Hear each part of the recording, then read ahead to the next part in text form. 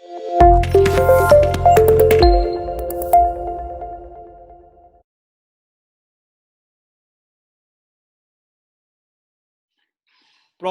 Ratios का last ratio और most important ratio, return on investment और रिटर्न ऑन कैपिटल एम्प्लॉयड।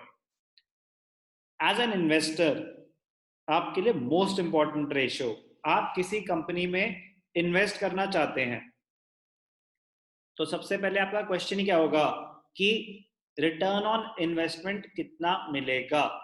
मैं अगर 1 लाख रुपए डालूंगा, इन्वेस्ट करूंगा, तो मैं कितना कमाऊंगा। ROI, रिटर्न ऑन इन्वेस्टमेंट और रिटर्न ऑन कैपिटल एम्प्लॉयड बताता है। Most important ratio return on investment और return on capital employed shows the relationship of profit। कौन सा profit, very very important, profit before interest and tax, PBIT, इसको profit before interest tax and dividend भी बोलते हैं। PBIT, जो dividend तो वैसे ही लास्ट में पे होता है, प्रॉफिट आफ्टर टैक्स के भी बाद होता है। तो अगर आप PBIT पे हो, profit before interest and tax, तो इट इज इम्प्लाइड कि डिविडेंड भी अभी पे नहीं हुआ है। Profit before interest and tax, तो it shows the relationship between PBIT and capital employed, business में पैसा कितना इन्वेस्टेड है कंपनी का। तो मोस्ट इंपॉर्टेंट टर्म जो सीखेंगे, दोनों ही इंपॉर्टेंट है। PBIT भी नया है, अभी तक कहीं यूज नहीं हुआ, कैपिटल एम्प्लॉयड यूज हुआ है बट अभी थोड़ा डिटेल में डिस्कस होगा, ध्यान से देखना, बहुत इंपॉर्टेंट है। फॉर्मूला क्या है, profit before interest tax and dividend, लिखने में आता है profit before interest tax and dividend, होता क्या है ये, PBIT, profit before interest and tax. PBIT is before dividend only, तो profit before interest and tax divided by capital employed. अब एक एक करके हमें ये समझना है, 100 से तो परसेंटेज के लिए एक एक करके ये समझना है कि PBIT कैसे निकलेगा और कैपिटल एम्प्लॉयड कैसे निकलेगा। Very very very very important, ध्यान से देखना। यहां पे यूज होगा आपकी, जो हमने प्रॉफिटेबिलिटी रेशियोज में इंट्रोडक्शन में डिस्कस किया था, statement of profit and loss old वाली, statement of profit and loss old वाली, ध्यान से देखना। अमाउंट्स का यहाँ पे कोई रोल नहीं है तो मैं हटा देता हूं अमाउंट्स। तो बेटा ध्यान से देखना, नेट सेल्स RFO में से कॉस्ट ऑफ RFO माइनस किया था तो आया था ग्रॉस प्रॉफिट, ग्रॉस प्रॉफिट में से ऑपरेटिंग एक्सपेंसेस माइनस करे थे तो आया था ऑपरेटिंग प्रॉफिट, ऑपरेटिंग प्रॉफिट में से नॉन ऑपरेटिंग एक्सपेंसेस माइनस करे, नॉन ऑपरेटिंग इनकम ऐड करी तो आया PBIT, profit before interest and tax. इसमें से माइनस होता है इंटरेस्ट तो आता है प्रॉफिट बिफोर टैक्स, उसमें से माइनस होता है टैक्स तो आता है प्रॉफिट आफ्टर टैक्स। तो अब आपको रिटर्न ऑन इन्वेस्टमेंट के लिए क्या चाहिए, PBIT, बट आपको जो नई statement of profit and loss given होगी उसमें PBIT अलग से दिख ही नहीं सकता, आपके पास PBT होता है, PAT होता है, तो आपको क्या करनी पड़ेगी, रिवर्स कैलकुलेशन।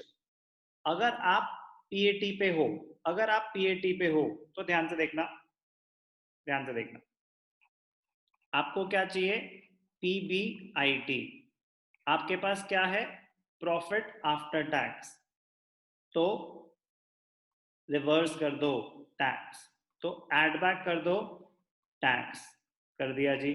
तो जब आप प्रॉफिट आफ्टर टैक्स में, प्रॉफिट आफ्टर टैक्स मतलब टैक्स पे करने के बाद क्या प्रॉफिट आया, उसमें अगर टैक्स ऐड बैक करोगे तो आएगा profit before tax, profit before tax पे पहुंच गए, मुझे तो चाहिए profit before interest and tax, तो और क्या ऐड बैक कर दो, इंटरेस्ट, क्या ऐड कर दो, इंटरेस्ट।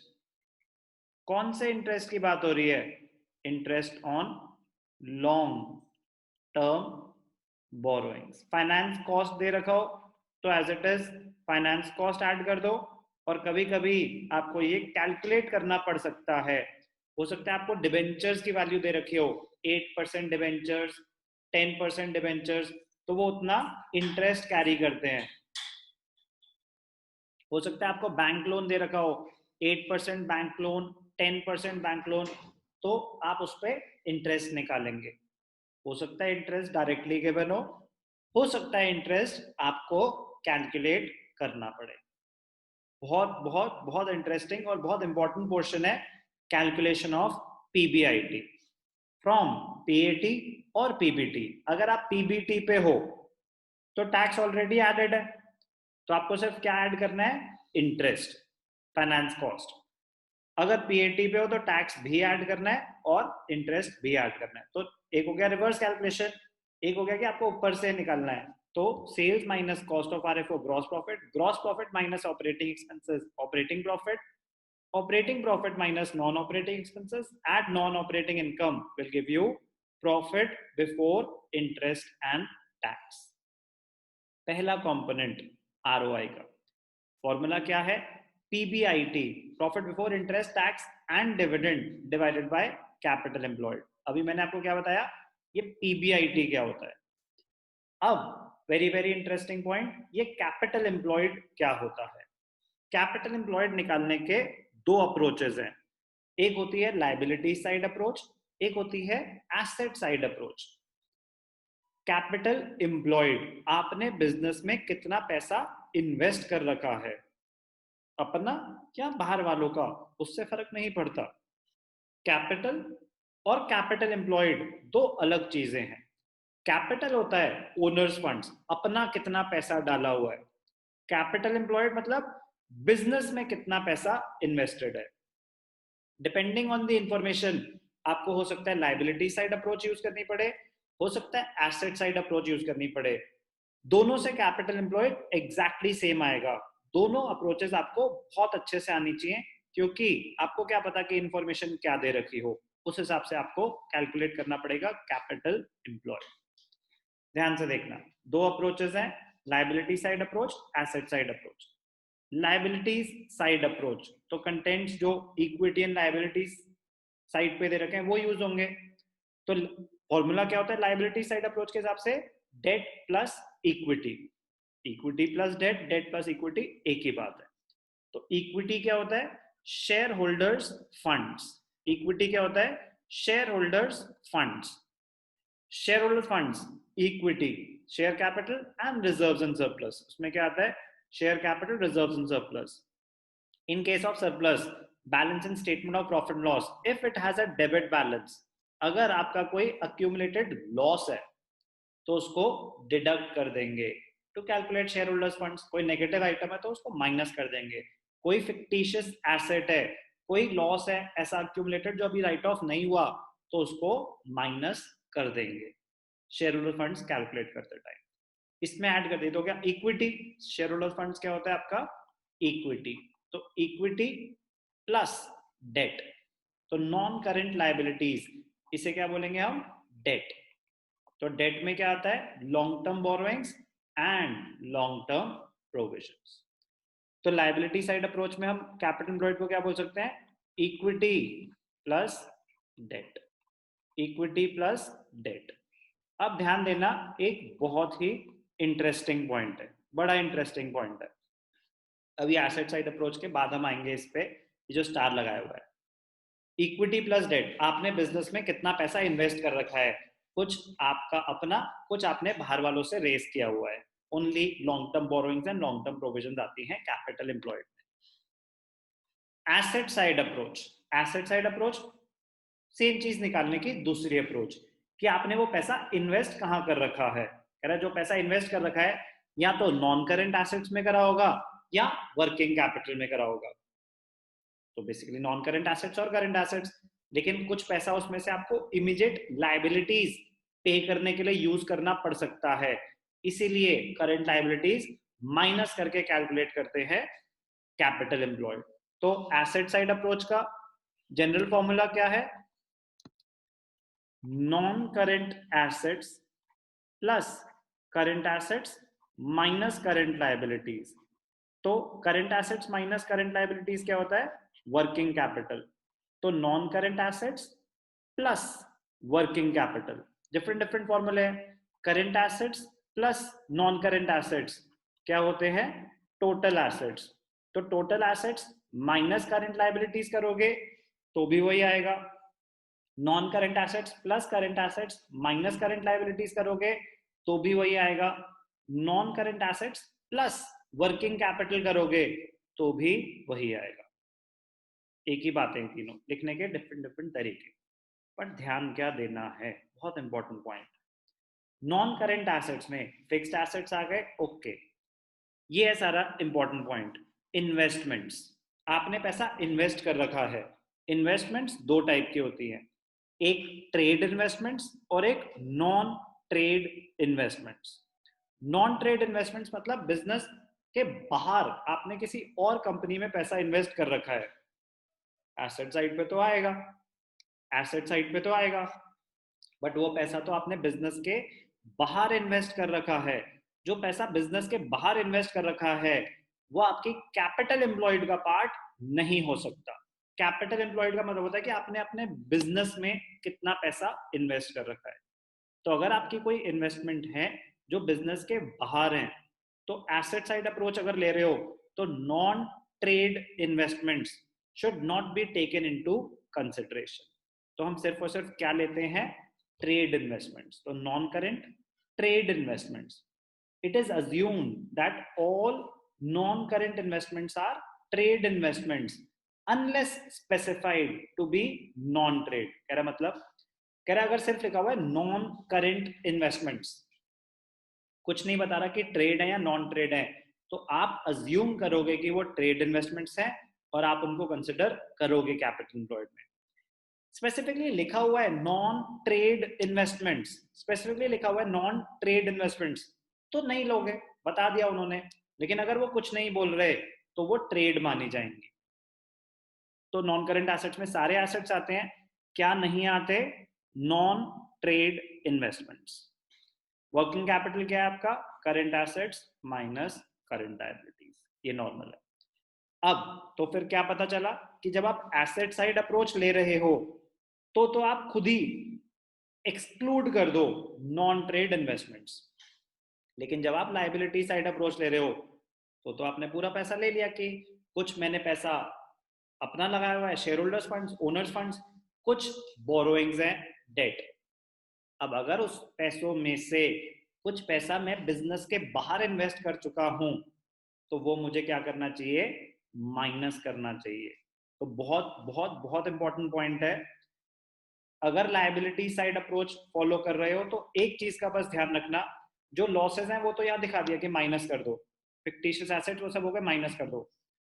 अगर कोई नॉन ट्रेड इन्वेस्टमेंट्स हैं, अगर कोई नॉन ट्रेड इन्वेस्टमेंट्स हैं और लायबिलिटी साइड अप्रोच ले रहे हो तो आपको माइनस करनी पड़ेंगी नॉन ट्रेड इन्वेस्टमेंट्स। कह रहे लायबिलिटी साइड अप्रोच में ये इन्वेस्टमेंट्स कहां से आ गई, बेटा लायबिलिटी साइड अप्रोच अगर आप ले रहे हो तो आपने जितना भी पैसा बिजनेस में इन्वेस्ट करा था, पैसा रेज हुआ था शेयर्स इशू करके या लोन्स एंड बोरोइंग्स और प्रोविजन से, जितना भी पैसा रेज किया था आपने सारा कंसिडर कर लिया।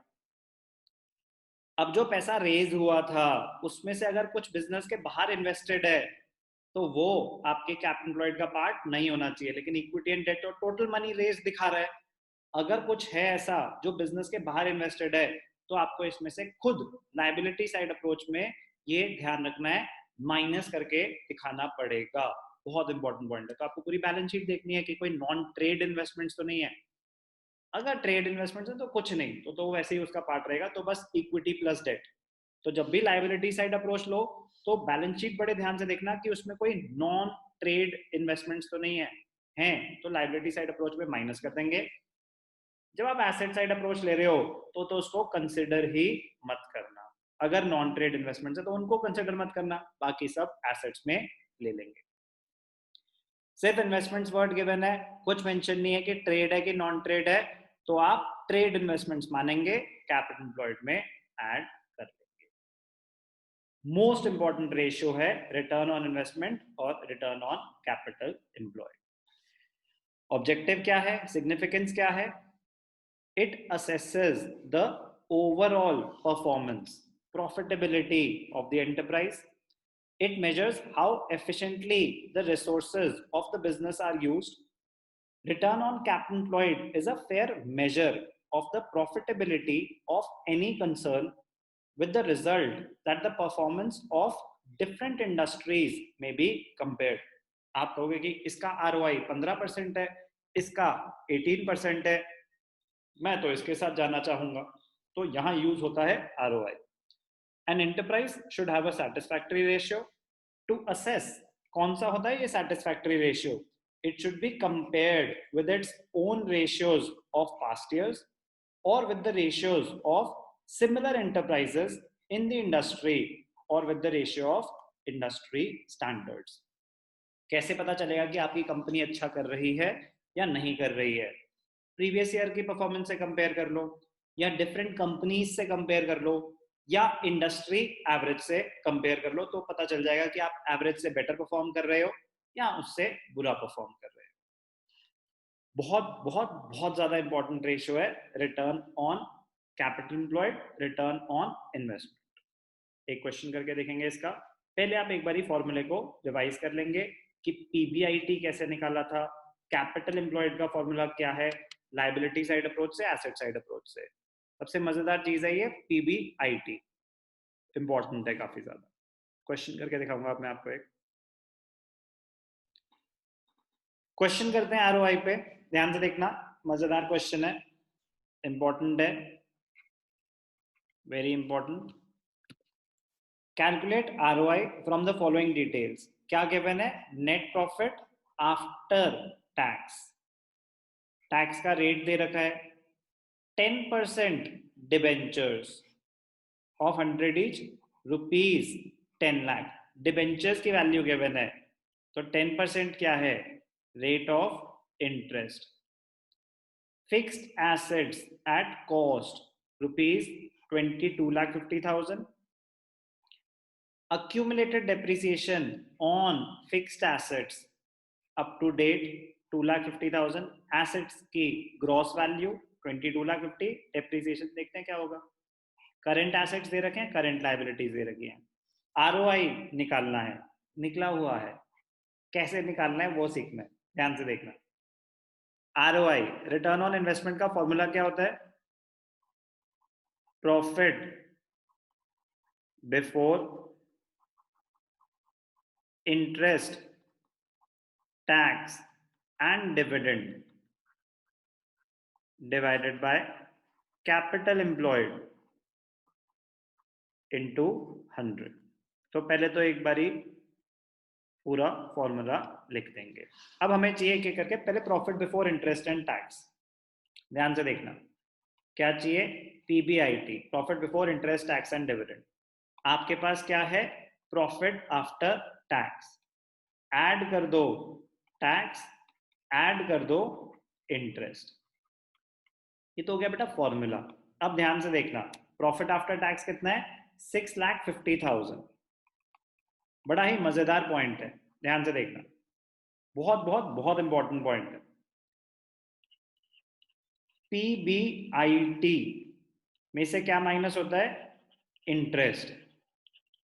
तो आता है पीबीटी. फिर उसमें से माइनस होता है टैक्स, तो आता है पीएटी. ध्यान से देखना, बहुत बहुत बहुत इंपॉर्टेंट पॉइंट डिस्कस होने वाला है. अर्नव, आवाज आ रही है बेटा? Yes sir. जो टैक्स कैलकुलेट होता है, उन्होंने बताया टैक्स का रेट है 50%. मैक्सिमम स्टूडेंट्स ना एक गलती कर जाते हैं यहाँ पे. वो कहते हैं अच्छा टैक्स 50% है तो टैक्स एड बैक करना है, तो 50% हो गया 3,25,000 हम एड बैक कर देते हैं. ध्यान से देखना क्या गलती कर जाते हैं मैक्सिमम स्टूडेंट्स. टैक्स किस पे कैलकुलेट होता है? पीबीटी के अमाउंट पे या पीएटी पे? Sir PBT, profit before tax. Good.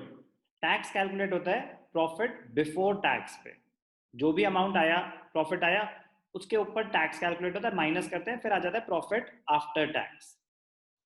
तो हमें तो क्या गिवन है? Profit after tax. क्या गिवन है? Profit after tax. हमें तो प्रॉफिट बिफोर टैक्स गिवन ही नहीं है. तो लेकिन हमें ये पता है कि टैक्स पे करने के बाद जो आया वो प्रॉफिट आफ्टर टैक्स है, यस और no?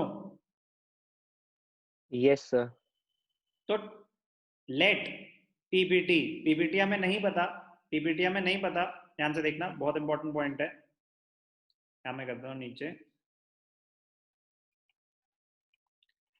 Late PBT be 100, calculation easy रहती है इसलिए 100 ले रहा हूं, एक्स भी ले सकते हो आप, बट ये इजी रहेगा। लेट पीबीटी बी 100, तो टैक्स रेट क्या है?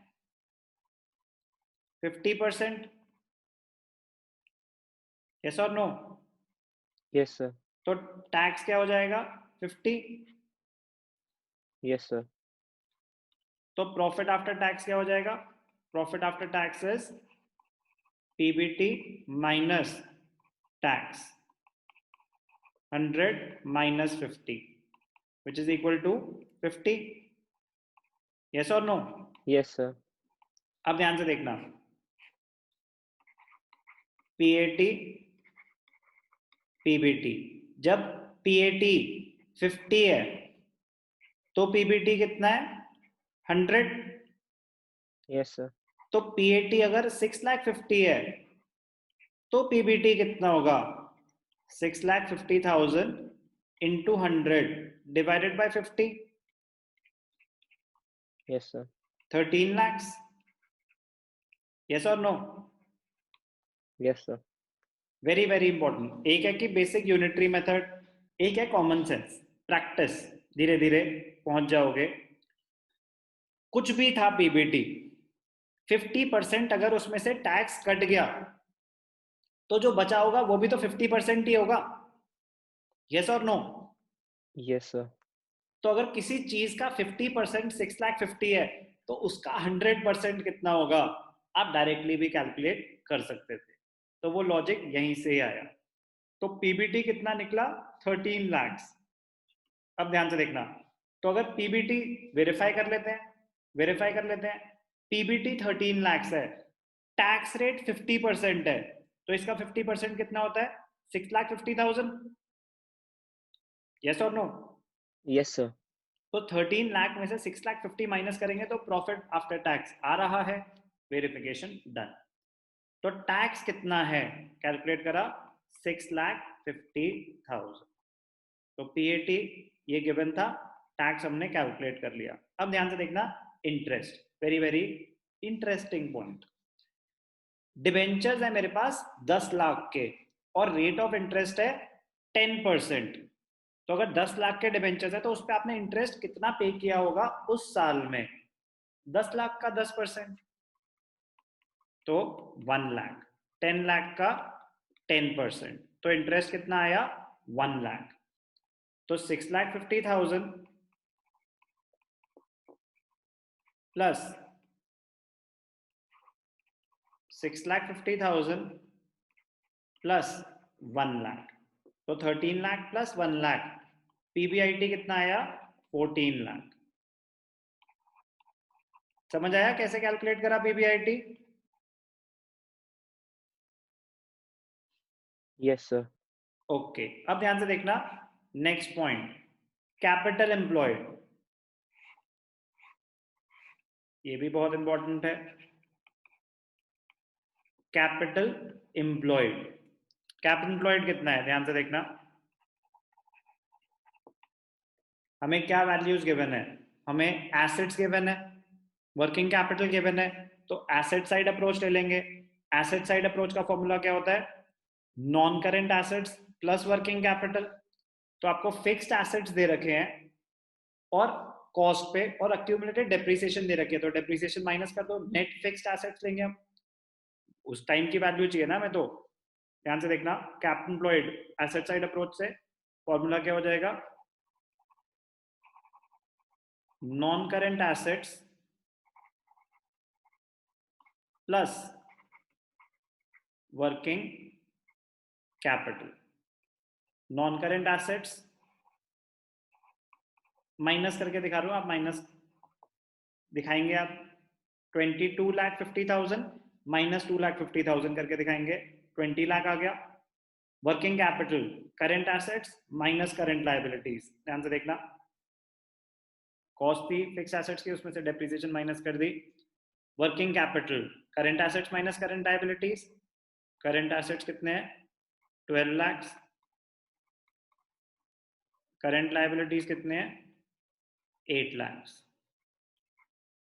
तो 20 वेरीफाई कर लेते हैं एक बारी, 12 लाख 4 लाख है सॉरी, हाँ मुझे लगा था कुछ अमाउंट, ध्यान से देखना, करंट लायबिलिटीज कितनी है 4 लाख, ओके, तो कैप एम्प्लॉयड क्या हो गए 20 + 8, 28 लाख, आपका profit before interest and tax कितना आया था 14 लाख, कैपिटल एम्प्लॉयड कितना आ गया 28 लाख, फॉर्मूले में डाल देंगे, तो पीबीआईटी अपॉन कैप एम्प्लॉयड, मैं यहीं पे करके दिखा देता हूं, 14 lakh divided by 28 lakh into 100, तो आ गया हमारा आंसर 50%। बहुत इंपॉर्टेंट, बहुत स्कोरिंग, मोस्ट इंपॉर्टेंट रेशियो है रिटर्न ऑन इन्वेस्टमेंट और return on cap employed. PBIT कैसे निकालते हैं ये भी सीख गए इस क्वेश्चन में, कैप एम्प्लॉयड कैसे निकालते हैं ये भी हम सीख गए। इजी क्वेश्चन था बट इंपॉर्टेंट क्वेश्चन था कि पीएटी से पीबीआईटी पे कैसे पहुंचते। Question number 140 TS ग्रेवा।